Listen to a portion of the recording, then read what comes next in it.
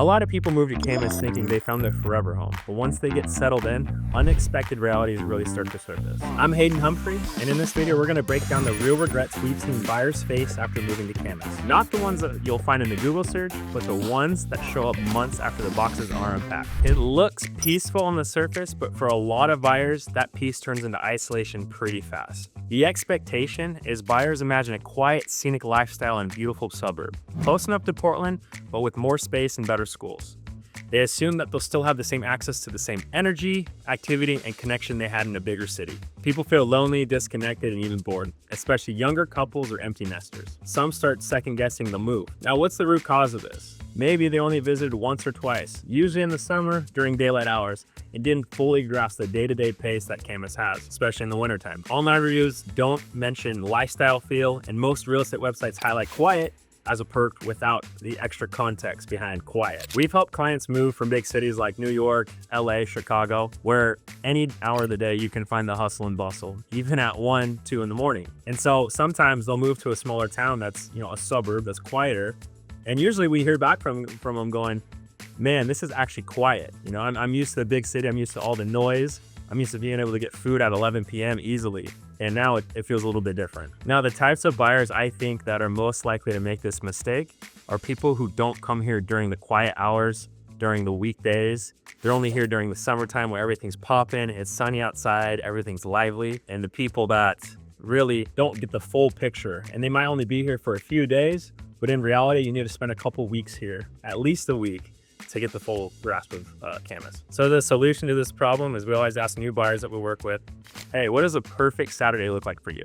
And that answer is gonna help us figure out if Camas is the right lifestyle fit, or maybe Portland would be a better option, or somewhere in Vancouver. So to sum all this up, a lot of people come up to us and go, we didn't actually realize how isolated it would feel. That isolation is huge. And so an insider tip, we recommend that every single buyer visit Camas on a cloudy weekday evening, not just a sunny Saturday or Sunday on the weekend. Walk around, try to find something to do, and ask yourself, could I really see myself here after a long day of work all winter long? That one exercise is gonna save people from making a wrong long-term bet. Now, everyone thinks that they're ready for rain until they live first full Pacific Northwest winter here. A lot of buyers that we worked with will always say, oh, we're from the Pacific Northwest, we're used to the rain. Or we love the cozy weather, it's not gonna bother us at all. And a lot of people, for some reason, they picture like a drizzly day, like the wood burning fireplace and coffee shop mornings, total P&W vibes.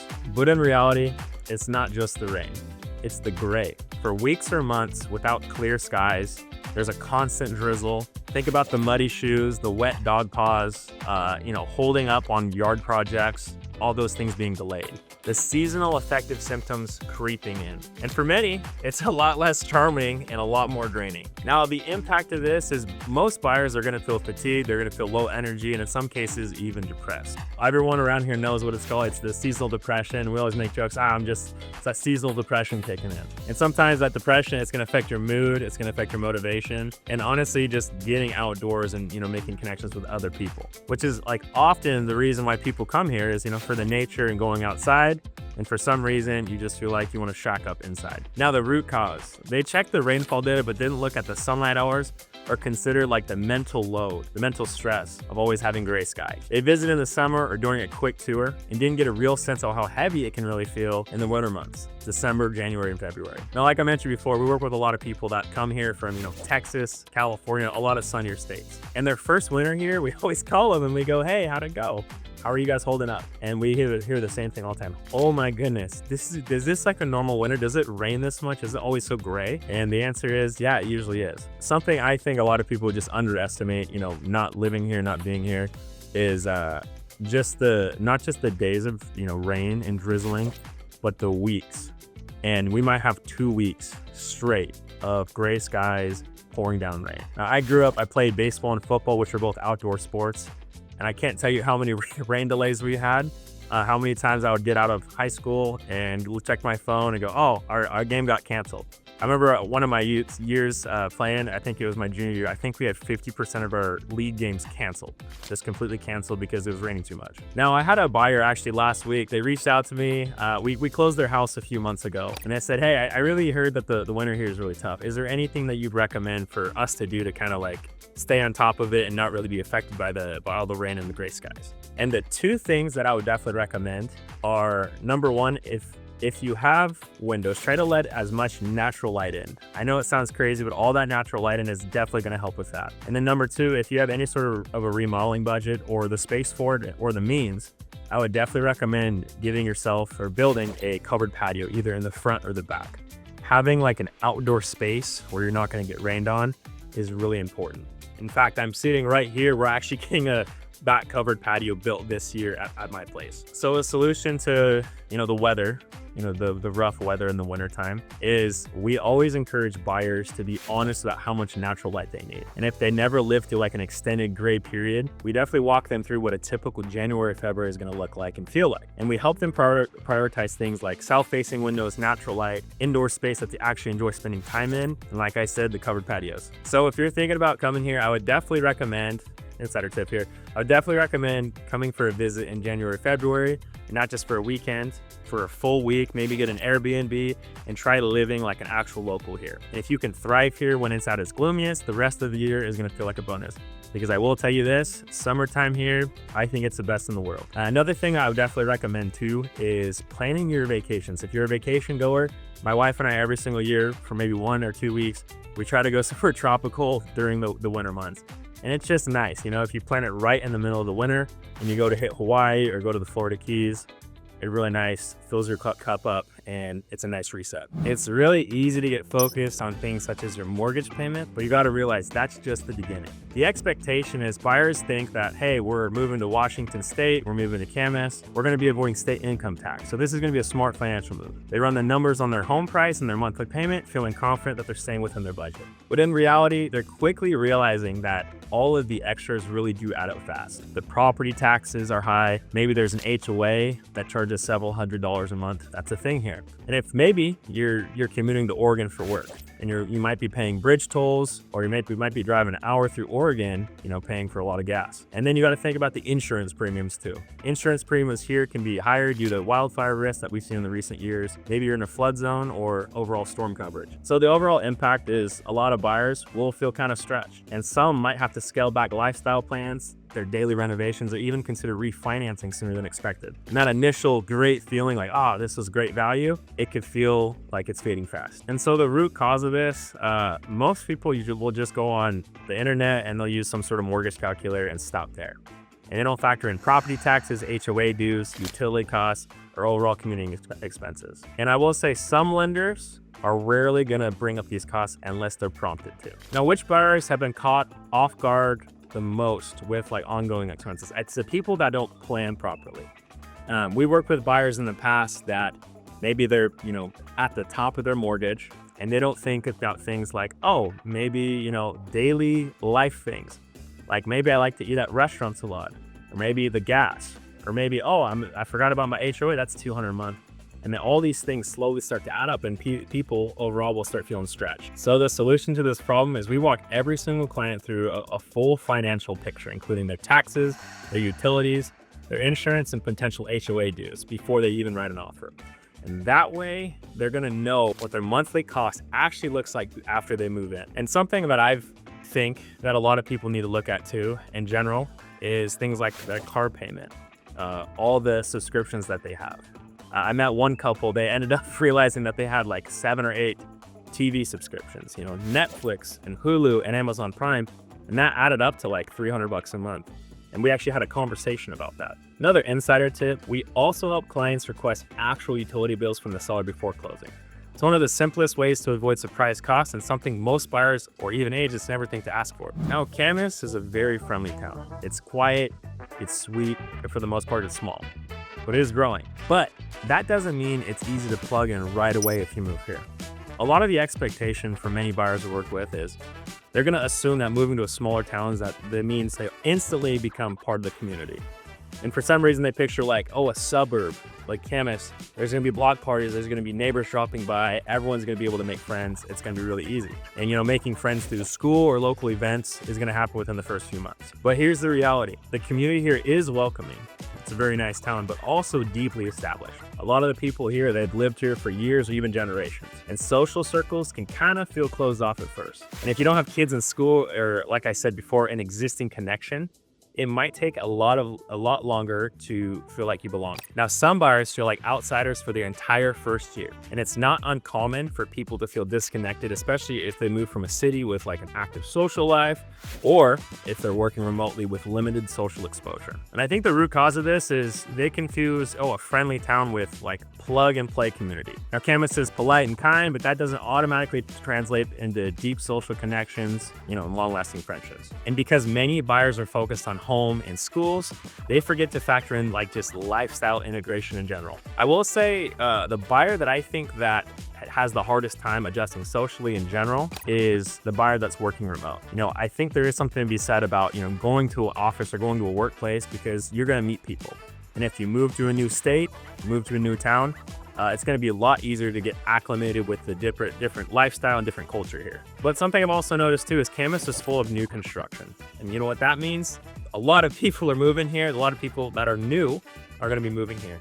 And they're in the exact same position as you. Now, sometimes I tell my wife, I feel like we almost have too many friends. A lot of the clients that we work with, we help purchase homes, we end up becoming their friend, and they kind of come into our group, our sphere, our circle. And generally speaking, I think a good way for people to have more of a social life is connect on social media, Instagram, Facebook. Try to go to every local event that you can. If you're looking to make friends, it's not that difficult. You just have to try. It's gonna take some effort. So this problem of, we really didn't realize how long it takes to feel like we're a part of the community here. As a solution, we always ask our clients, how do you plan to build your circle here? And if they're not sure, we're gonna help them find neighborhoods where people are more moving at the same time. So newer developments, active HOAs, or more walkable areas with built-in community connection points. And then, like I said, social media, you can get in touch with different businesses, get in touch with different groups and clubs. It's really helpful. And before closing, we connect buyers with local Facebook groups, neighborhood apps, and community calendars, so they can start building their roots before the moving truck even arrives. It makes a huge difference in how quickly people feel at home. Now, my wife and I are local here. We both grew up here. We know all the good areas and community spots. And if you need help, and we'd love to be the ones to help you integrate into the community. Or if you want to just look around, shoot us a text and we can send you a list of resources. Now, if you're looking on a map, Portland, Oregon looks very close, but the day-to-day reality is kind of a different story. The expectation is buyers assume that they're going to have a quick, easy drive into Portland for work, events, or going to PDX, hitting the airport. It's just across the river, right? They picture like a 15, 20-minute commute, even during peak hours. But here's the truth that a lot of real estate agents won't say. The bridge traffic between Oregon and Washington is really unpredictable, and sometimes it can be brutal. So there's the I-5 bridge and the 205 bridge that are the major checkpoints, and you really don't have any alternatives unless you headed, east to the gorge or straight west. So what should be a 20-minute drive can easily stretch out to 45 minutes or even an hour, hour and a half. I've seen sometimes if there's something crazy. During rush hour, some buyers who plan to commute daily end up changing jobs or working remote far more than expected. And there's always the talk, I have a lot of buddies who are tradesmen or, they work in Portland, and they always talk about their commute. Man, I-5 was brutal today. Oh man, 205 was brutal today. So it's definitely something to think about. So overall, the impact of this is this commute sometimes will create frustration.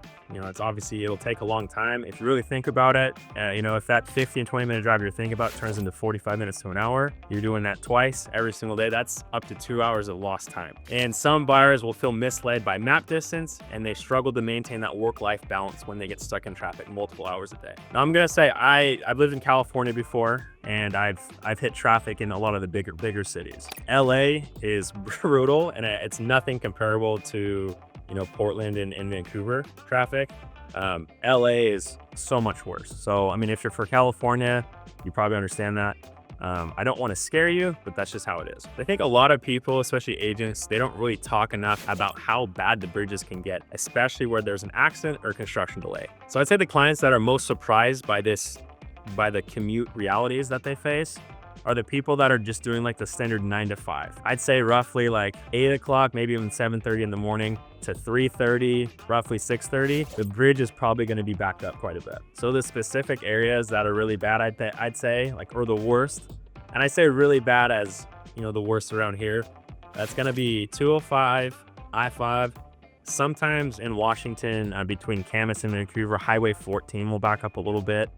If you're looking, you know, Southwest Washington in general, sometimes 500 is going to back up a little bit. You know, I wouldn't say like heavy traffic, but occasionally, maybe once a week, there might be a crash or construction delay that backs you up a little bit. So if I were to advise a client who's planning to work in Portland, here's what I would do. If you're planning on purchasing a home in Washington, but you work in Oregon, I would ask you, hey, maybe before we put an offer on this, I want you to think about that commute time. Maybe tomorrow morning, you stop here, you act like you're leaving for work, and you just see how long it takes. And this has actually saved people from purchasing something that they really shouldn't have in the first place. I think a good way to offset this too is, let's say you work in like deep Oregon, where your commute, maybe you're working in Beaverton or Hillsborough or some of those other booming areas. Maybe you're in construction. I have friends that personally will maybe hit the gym after work just to avoid some of that traffic that's going to be hitting. You know, Highway 26 in Portland usually gets backed up. The Terwilliger curves usually get backed up. But really, just planning ahead is going to be huge for you. So a solution to this is, we always ask, how often do you actually need to be in Portland and at what times?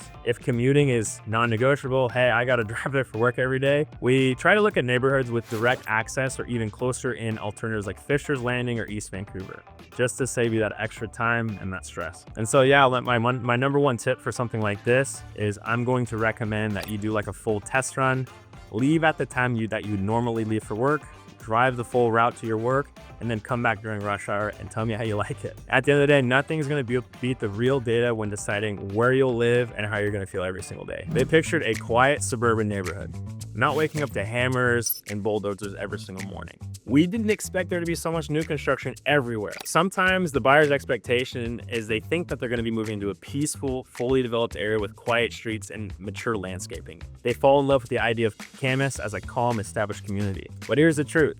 Camas, Ridgefield, and a lot of different areas around here are growing really quickly. There's entire subdivisions that are still under development, especially in areas like North Camas and out by Lacamas Lake. And it's really common for buyers to move into a finished home and spend the next 18 to 24 months, that's 1 to 2 years, surrounded by the ongoing construction, the road work, and the early morning noise. And so the impact of this is the dream of that peace, that quiet, turns into construction fatigue. There's dust, there's traffic delays, there's blocked roads, and surprise building behind their lot can lead to serious regret, especially if they didn't realize how early of a phase that their area that they built their new house in was. So in the past, I've had clients move into, you know, phase 1, phase 2, and we realized that, oh, there's actually 9 phases. This is going to be going on for a lot more longer. Now, a perk of that is typically when you move into an earlier phase, I personally think that you build equity a little bit quicker, and typically you get a better lot than, let's say, the last phase. Now, clients in the past, they toured a completed model home or saw the marketing brochure, and they assumed that the whole area would look like that. And sometimes builders might not fully disclose what phases are coming next or how long it's gonna take, and you really have to hammer that home with them. And so our solution to this problem is, we always ask the builder for the full community plan. Write that down, full community plan, not just the current phase. We help clients understand what's still to come and what's going to be going behind the home and how long it's going to take for it to fully get built out. Now, some people, it's hard for them to like visualize if something's not there. It's just like a home that's not staged. Where does the furniture go? So an insider tip that we like to do is, we literally, for new construction, we walk the dirt. We walk the dirt. And before you buy, we're going to drive or walk through the undeveloped areas, point out what's coming, and we'll tell you what to expect, and not just what the sales rep wants you to hear. Now, something that I like to do is I pull up a map of the GIS, and let's say we're buying phase 1 and we're helping a client out. I look at all the land that's surrounding that and see who owns it. And there's a good chance it's probably a developer. And that developer is probably going to fix those lots up and then sell to a builder. And so it's just a good heads up if you go, okay, you know, maybe there's 1 or 2 phases coming, because there's a good chance that it's going to be more than that. They thought wildfire smoke was just an issue in California.